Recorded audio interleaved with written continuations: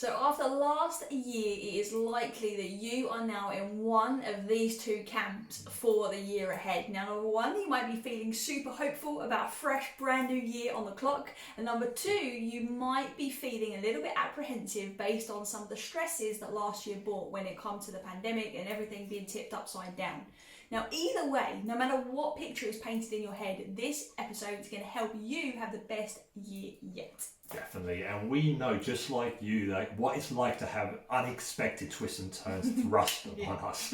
Okay, last year we had to make some bold decisions about basically where our business was going and where we'd be living in the pandemic. And this saw us really prioritizing the online side of our business and moving back to the UK to be with family.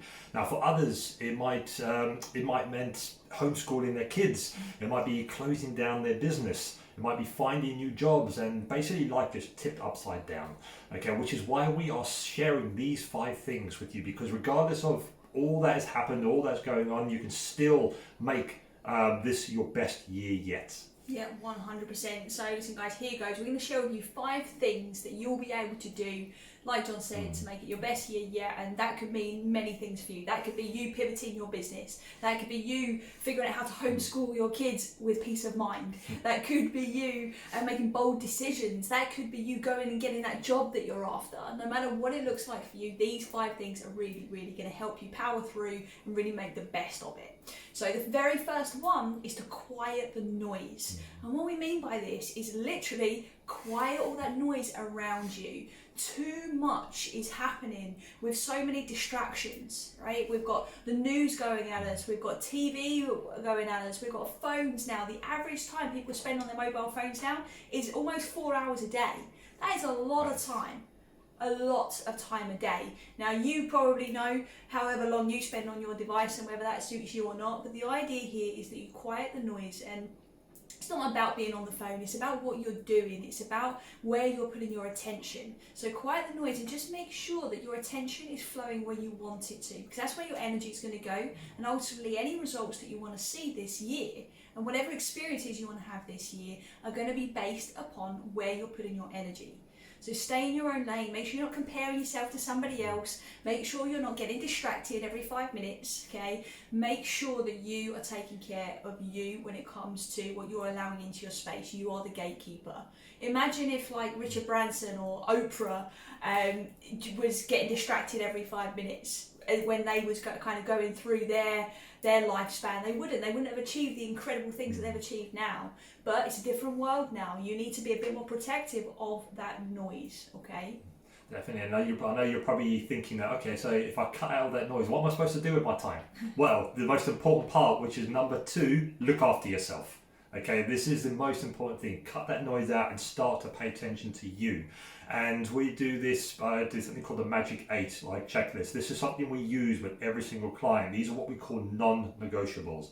Something that should be done every single day without fail to really get every single element of your wellness in check and in balance. And that includes breath work or meditation, and that helps to ground and calm you and bring you back into the now and the present. Or movement, mindful movement, that your body is designed to move. Okay, so the more it moves, it loves to move, and it will provide you more energy, make you feel good, okay, instead of feeling lethargic and tired all the time. Also look at balanced nutrition and hydration.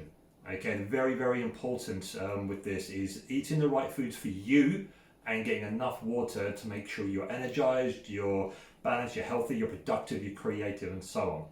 Okay, resourceful quality of thinking is also next on the checklist. Now, this one is not about thinking positive all the time. It's about noticing the thoughts that are running through your head, becoming aware of what's happening, and choosing the thoughts that serve you in what you want to do throughout your day, your week, your month, and so on. Okay, next is quality of sleep. A huge one. If you don't sleep, nothing else matters. You won't have the energy. You'll feel rubbish. You won't be productive. So get a good sleep routine going. Okay. Dark room, all that sort of stuff, cold room, consistent sleep when you go to sleep, when you wake up, okay, get that quality of sleep going. The next one is emotionally connected, and this is about becoming aware of your emotions, how you feel, what you're feeling, and connecting with your emotions. So it's understanding that, am I feeling the emotions I want, am I expressing the emotions I want to express to get to where I want to be? Am I expressing high vibing emotions that keep me energized, that keep me creative, that keep me fulfilled? Am I expressing low vibing emotions? And if so, what am I doing about it? This is a good deal as well to be checking in to make sure you're actually feeling emotions, right? Many people walk around, this was me for a very long time, I thought I was feeling emotions, but not to the intensity that I could. And that brings a whole different dimension to life when you're able to leverage them, like John said. So check in with how you're expressing them, but how are you feeling them as well? Are you really feeling them into your body and into your system? Only you know. Definitely, and this takes us on to the next part of the checklist, which is energized, because some of these emotions can make you feel very de-energized, unenergized. So it's important to see in terms of your food, your sleep, all this sort of stuff is going to help you to keep consistent with your energy throughout the day. And you might get dips throughout the day, and it's just becoming aware of when that happens and what you can do to bring your energy levels back up to where you want them to keep you consistent up until the time you go to bed. Okay, don't want this roller coaster effect. Want to keep a nice, consistent energy stream. And the last one is about action taken towards your vision. So it's important to know what your vision is, what your purpose is, what your goals are. And every single day you're doing even just one little thing that's going to take you forward, take you one step closer towards your vision. If you're covering all those those magic 8, and those non-negotiables every day, you are going to live the life that you want, and you're going to basically be connected with yourself, and you're going to feel absolutely amazing. That might sound a little bit overwhelming, to be fair, like 8 things that you've got to now fit into the diary and scheduling, but listen, do the things that work for you, right? If you've already got a great sleep pattern, then jump in and try and experience a little bit of breath work. If you're already doing a little bit of meditation or breath work, get a bit of extra movement in, and that could be going for a walk, just spend a bit of time outside. Just check in with your emotional self. Can take 30 seconds, right? So don't worry about thinking about these things as huge, right? These magic 8 are really just almost your GPS and your map of the things that you nail those, you nail a year. Yeah, exactly. Exactly, right? So listen guys, that moves us on to number 3, okay? And that is to choose to take action, like John's quite rightly just said there, towards what you want, but detach from the outcome. Now that might seem a little bit strange because we're telling you to go towards a vision of what it is you want, but we're saying go towards it. We're not saying get there, right? And that's a big, big deal because it's more often than not, and too often, might I add, is that we get attached to these end goals. We get attached to, okay, well, I've got to achieve this or I've got to achieve that, and that can actually be really debilitating, right? And as cliche as it sounds, you've got to be enjoying the journey, right? You've heard all of the stories of successful people who to make it to the top of their ladder or the top of the chain, whatever you want to call it, and they get there and they question, is this all it is? And they're actually miserable deep down. We live in a world now where you don't have to experience that anymore. You've got options. This grind and productivity mentality is killing people. Like almost literally, it is really, really making people suffer. You're suffering on a journey for what? It's creating stress. You're not looking after yourself. You'll have these like super quick like bouts of energy, and then you'll be stopping and starting again. And again, that takes you further away from where it is you're going and what it is you want in the first place.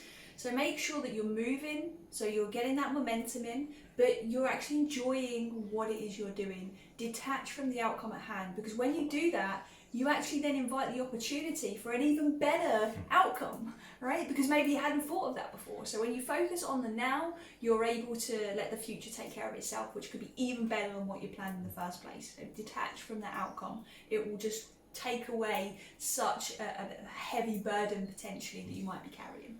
Definitely, and the journey doesn't have to be hard, okay? It can be easy. It's your choice to make it easy, okay? Enjoy the journey. And this takes on to number 4, which is squash excuses. Okay, I'm sure if you can relate or you know other people who do this, it's always constantly making excuses not to do something or not to kind of progress, or just thinking, I'll stay in my comfort zone. Now, it's about stopping excuses and say yes to whatever it is that is aligned to you. Okay, I'm sure you said to say yes to everything. Okay, you can say yes to everything, but make sure it's aligned to what you're doing, your vision, and what you want. So take any opportunity, say yes, and if you're not sure how to do it, figure it out. Okay, say yes, then figure it out. No, okay, and that is about taking risks. The more risks you take, the more rewards you get. I'm sure you've heard the old adage: the bigger the risk, the bigger the reward. Okay, and it can feel scary sometimes, and that's good because it's taking you out your comfort zone. You're growing. Take more risks. So imagine if Elon Musk Okay, the founder of SpaceX and PayPal and all these things. Imagine if he didn't take, or he made excuses and didn't take risks. He wouldn't be now basically trying to colonize Mars and get the first human beings to Mars and into space as a tourist attraction. How crazy is that? Okay, you'd be sitting in an office somewhere being depressed and making excuses not to do something. So think about that, taking that meeting that maybe you've been putting off, or attending a networking event, or signing up for a course you wanted to do that's going to help you grow as a person, or in your professional life, your personal life. And stop waiting for things to come to you and to happen. Start making them happen by taking risks and saying yes. Yeah, absolutely. I couldn't agree more. So the fifth one to make this the best year yet is to contribute. Okay, and please bear in mind that you can't contribute unless you're doing all the other things first, unless you're taking care of yourself and those magic 8 that John spoke about. Like, we have to be taking care of ourselves before we can give back to others in the way that we can, right? So take care of yourself, then think about how can you contribute to others, and because this will ignite something within you that maybe you've not experienced before, or just heighten your life experience overall. It will fuel something inside of you. It will fuel your soul, literally. And this can be in many different ways, right? This could be just contributing more to your kids and being more present. That could be you helping a stranger. That could be you doing something good for the environment, taking care of some good causes, reaching out to those friends that maybe you've neglected because you have been so busy. It doesn't matter how big or small the level of contribution is. It's the fact that you're serving beyond yourself, and that is a very, very powerful thing. And I promise you, if you do that this year, you will feel like it's the best year yet. And those feelings, that's what we care about when it comes to the end of life. As we know it as human beings, you're not going to be sitting there thinking, I wish I'd finished everything on my to-do list. No, you're going to be thinking about those incredible experiences that you could have had and those feelings that are generated. And contribution is a massive game changer for that. Okay. Definitely. So these 5 things, guys, are going to help you to take control and influence how you move forward without worrying about what you can't control. It's very important. Okay, these things are about what you can control, and it's not about what you can't control. So if you need any support in doing this, reach out to us, because we're always happy and we're always there to be able to help you. Yeah, absolutely, definitely. So guys, go out there, remember the 5 things for you to take your best year yet this year. That is to quiet the noise, is to look after yourself, it is to choose to take action and detach from the outcome, it is to squash excuses and to contribute in any way you can. So there you have it. You have those 5 powerful ways to basically really make sure you have the best year yet. So go out there, take action, implement them, do them, and if you do need any help, reach out to us. Okay, we are obviously happy, always there to answer any questions you have, any support that you need. If you do have any questions, email us, Instagram, our website, Facebook.